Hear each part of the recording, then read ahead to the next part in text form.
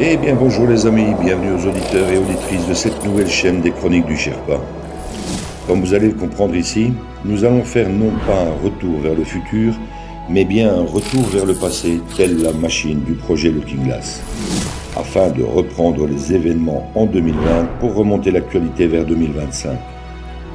Je vous invite à me suivre au travers de mes très nombreuses analyses de situation qui ont rythmé ces dernières années au gré d'une multitude de sujets clivants concernant le plan divin et christique de l'Alliance et de la communication militaire Q. Du nouvel ordre mondial mort-né au nouveau monde et à l'âge d'or qui se profile à l'horizon, vous comprendrez un peu mieux ce plan militaire américain au travers de plus de 155 analyses écrites en temps réel et éditées en podcast par une très belle équipe d'âmes éveillées. Pensez à vous abonner à la chaîne et cliquez sur le pouce si vous en appréciez le travail. Merci à toute l'équipe Z qui œuvre sans compter ses heures pour offrir ces infos à l'humanité. Bonne écoute à tous et à toutes.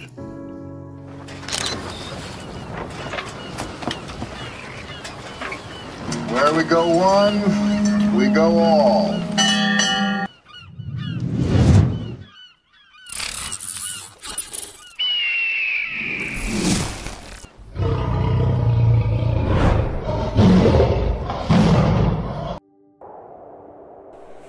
Analyse numéro 10 du 2 avril 2021, Thierry Pirlot, Sherpa One. Evergreen, la suite. Mon ami et binôme complotiste d'Aveyron, très actif sur VK, me disait ceci à l'époque, Mauve Berger.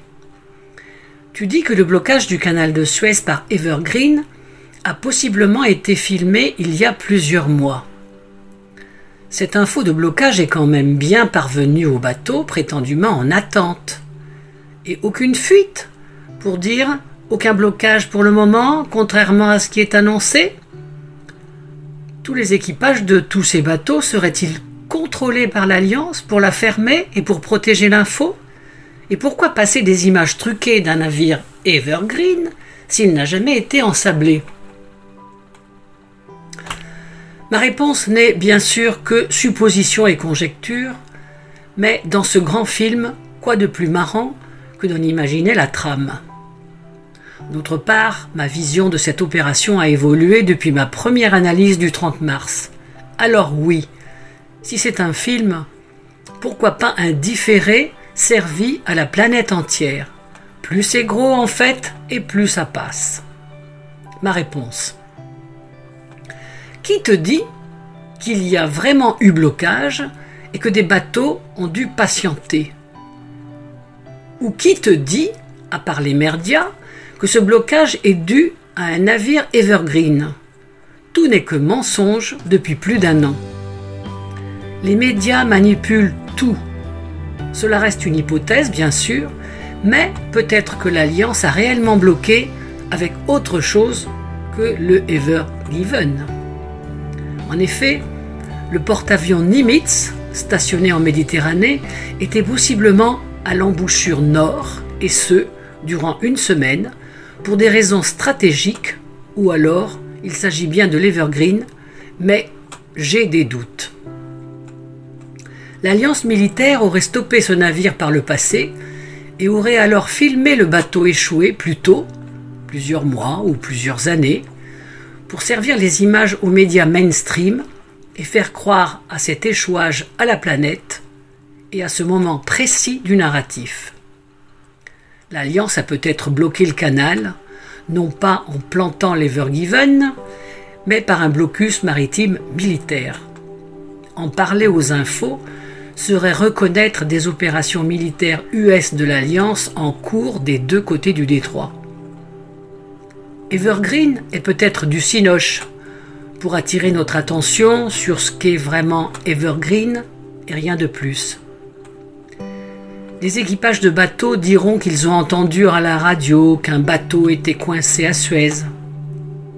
C'est comme ces gens qui te disent qu'ils ont entendu des amis, qui connaissent un voisin, qui connaît des gens qui sont morts du Covid-19. Tout le monde en a entendu parler, mais personne n'en a eu dans la famille proche avec certitude. Donc, aucun de ces capitaines détournés non vus de leurs yeux le Evergreen en travers, mais ils l'ont tous appris à la radio avant d'être détournés. Il est donc possible que le trafic vers Suez ait été dévié par le cap de Bonne-Espérance et qu'aucun bateau ne soit resté en stand-by, car le temps c'est de l'argent pour ces navires, et donc personne pour témoigner, hormis les personnels du canal sous contrôle. Chaque commandant qui s'approchait de Suez et qui recevait l'info que le canal était bloqué n'avait d'autre choix que de croire l'info et de dévier de son itinéraire au plus vite, vu ce que coûte une journée de carburant.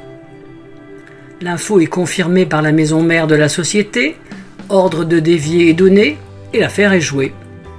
Personne n'ira voir sur la place la réalité de la situation. Les gouvernements autour de Suez et les médias font le reste. Fait cela avec les 300 bateaux qui s'en approchent, et ils ont tous la même histoire. Et les images à la télé les ont convaincus d'avoir bien fait de descendre vers l'Afrique du Sud. Plus c'est gros et plus ça passe. Alors pourquoi ? Je pense qu'il y a un réel rapport entre le porte-avions Nimitz, entré il y a une semaine dans la Méditerranée, et le gros de la flotte US stationné en mer Rouge en contrebas du canal. Le Pacha, commandant du Nimitz, est peut-être avec l'Alliance. Et il a pour mission de stabiliser la situation en mer Noire en bloquant la remontée d'un autre porte-avions US dont le Pacha est, lui, inféodé au DS, avec la situation explosive de l'Ukraine et du Donbass contrôlée par le DS. Manœuvre de l'Alliance en coopération avec Poutine.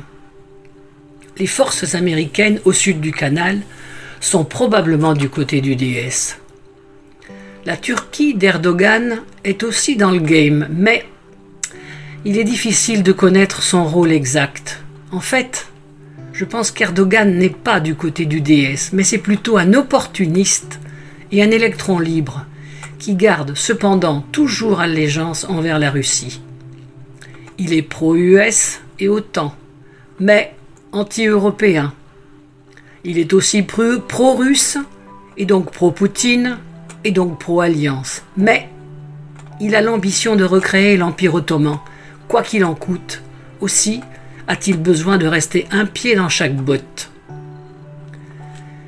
L'Alliance bloque donc le canal au nord, avec Evergreen, ou l'embouchure avec un croiseur US, pour empêcher le reste de la flotte US, composée d'amiraux et de commandants aux ordres du Deep State, de passer le détroit et de venir mettre le bordel en mer Noire avec l'OTAN et entraînant devant Sébastopol. Les Russes n'ont pas l'air de réagir à l'arrivée du Nimitz en Méditerranée, et c'est logique, vu que ce bateau est du côté de l'Alliance. On peut tout imaginer, d'autant que l'OTAN cherche toujours un sous-marin russe diesel de la classe Kilo à capacité nucléaire balistique en mer Méditerranée. Et hier, la force aérienne belge a dû intervenir d'urgence pour dégager 2 MiG russes qui s'approchaient un peu trop du Benelux. Il se passe des choses au niveau militaire, et je ne donnerai plus longtemps avant que l'Union européenne et l'OTAN ne disparaissent pour de bon, suite à un conflit ouvert avec la Russie via l'Ukraine.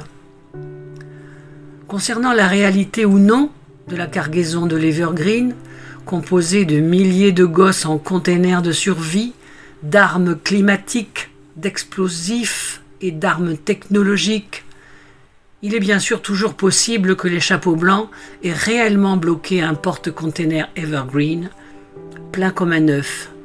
Mais il s'agit peut-être aussi d'entretenir le narratif avec un bateau rempli de containers vides, car les trafics du DS sont, selon moi, bloqués depuis 2018. Seul le temps et la fin de l'histoire nous apporteront la vérité sur l'Evergreen planté à Suez. Pour le reste, cette histoire est fascinante si on veut bien en extraire la substance informationnelle qui nourrit notre ressenti et notre logique. Where we go one, we go all. Et surveillez les eaux. Sherpa One.